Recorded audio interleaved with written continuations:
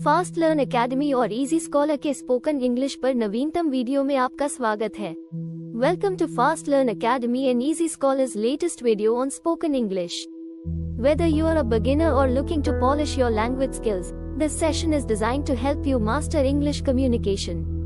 We'll cover essential topics such as sentence structure, pronunciation, common phrases, and practical tips for everyday conversations. Join us and take a confident step towards fluent English.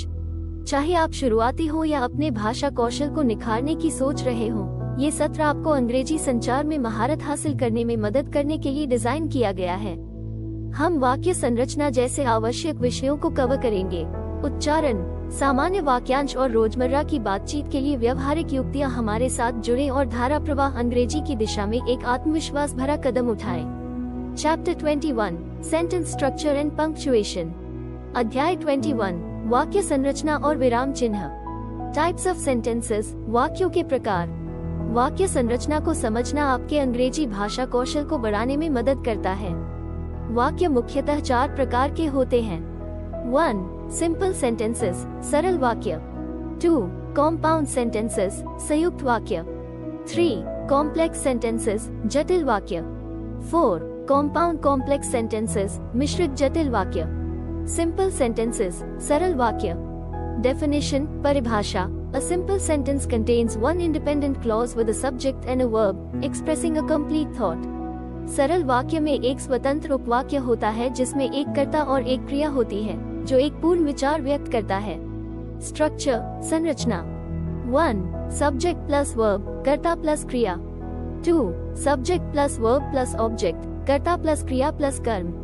3. Subject plus verb plus complement, कर्ता plus क्रिया plus पूरक। Examples, उदाहरण। 1. She runs. 1. वह दौड़ती है। 2. The dog barks. 2. कुत्ता भौंकता है। 3. John eats an apple. 3. John एक सेब खाता है। Exercise, अभ्यास। Identify the subject and verb in each simple sentence. प्रत्येक सरल वाक्य में कर्ता और क्रिया की पहचान करें। 1. Mary swims. 1. Mary तैरती है। 2. The cat sleeps. 2. बिल्ली सोती है। 3. He drives a car. 3. वह गाड़ी चलाता है। Compound sentences, संयुक्त वाक्य। Definition, परिभाषा। A compound sentence contains 2 or more independent clauses joined by coordinating conjunctions and, but, or, etc. or a semicolon. संयुक्त वाक्य में 2 या 2 से अधिक स्वतंत्र उपवाक्य होते हैं जो समन्वयक संयोजक and, but, or, etc. या अर्धविराम द्वारा जुड़े होते हैं। Structure, संरचना। 1. Independent clause plus coordinating conjunction plus independent clause, स्वतंत्र उपवाक्य प्लस समन्वयक संयोजक प्लस स्वतंत्र उपवाक्य। 2. Independent clause plus semicolon plus independent clause, स्वतंत्र उपवाक्य प्लस अर्धविराम प्लस स्वतंत्र उपवाक्य। Examples, उदाहरण। 1. I wanted to go for a walk, but it started to rain. 1. मैं टहलने जाना चाहता था, लेकिन बारिश होने लगी। 2. She likes to read books. She likes to watch movies. 2. उसे किताबें पढ़ना पसंद है, उसे फिल्में देखना पसंद है। Exercise, अभ्यास। Combine the following pairs of simple sentences into compound sentences using coordinating conjunctions. नीचे दिए गए सरल वाक्यों के जोड़ों को समन्वयक संयोजक का उपयोग करके संयुक्त वाक्य में बदलें। 1. I like coffee. 1. Mary likes tea. 1. मुझे कॉफी पसंद है, मैरी को चाय पसंद है। 2. He was tired. 2. He went to bed early. 2.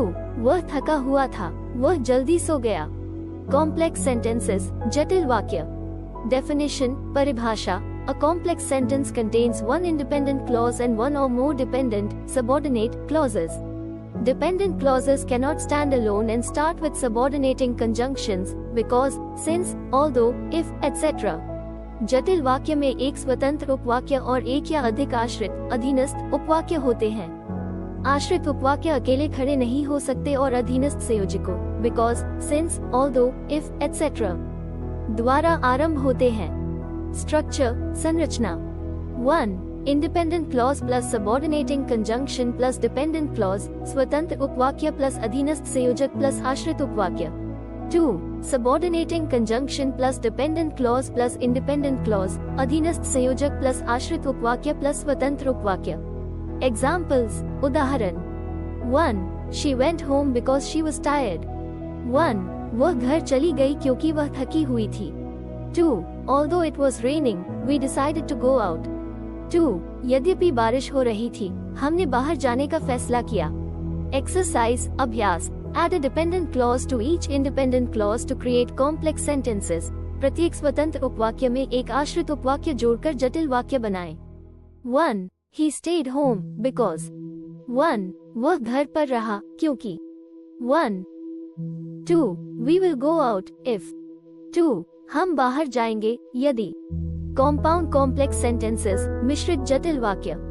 Definition, परिभाषा। A compound complex sentence contains at least 2 independent clauses and 1 or more dependent clauses.